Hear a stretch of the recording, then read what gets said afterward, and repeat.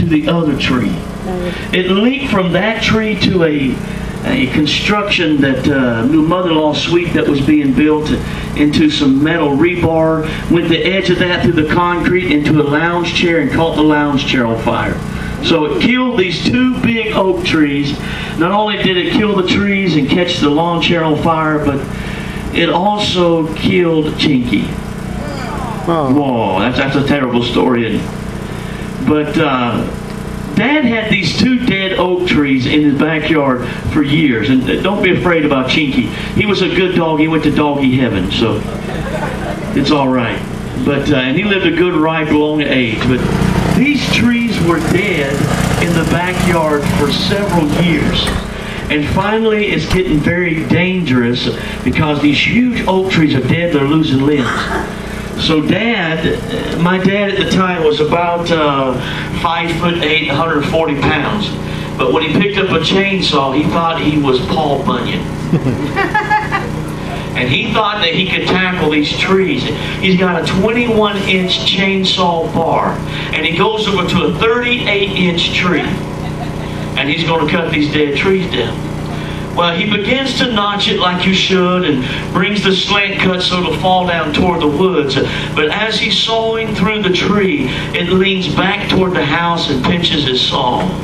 And now we're in trouble. The tree's halfway cut through and it's leaning toward the house. Anybody been in a situation like this before? And then Dad did what he probably should have done in the first place. He started calling up the family. He said, "Tim, you got to get over here." And he said, "Get your brother. He's got to get over here." So we all gathered over there, and man, we were throwing chains over branches and tying them to the bumpers of our truck, and headed toward the woods with our truck trying to pull this tree over. We had winches and come-alongs and chains and everything we could possibly do to get these trees to fall in the right direction.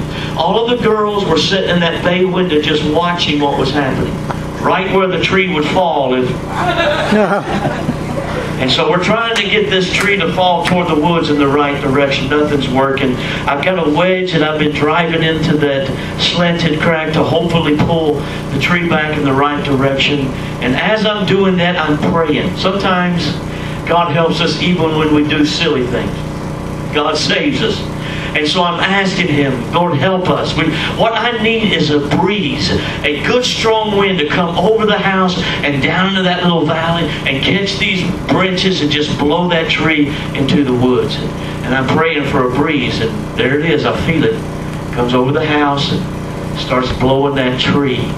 And then it stopped. The tree rocked back toward the house. And I said, "Oh God," that's what I said. "Oh God, no, I need a sustained wind, Sometimes you got to be specific with God.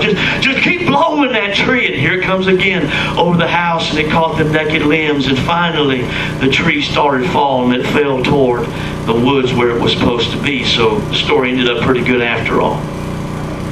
But I noticed something about this tree. It looked like it was standing straight up. But as you examine it, its limbs, its biggest limbs were reaching back toward the house. And Ecclesiastes tells us that sometimes mankind is like trees. Because the things where our biggest reaches are for, the things where our greatest reaches are to, is the area where our weight is distributed. Ecclesiastes says it this way, that if a tree falls in the north, there it lies. Is that profound? If a tree falls to the south, there it will lay. And the reason why a tree usually falls either the north or the south is because it is leaning that way, or that's the way its greatest reach is. And the only thing that can help that tree fall in a different direction is if a wind will blow strongly and redirect it. See, here's where we are.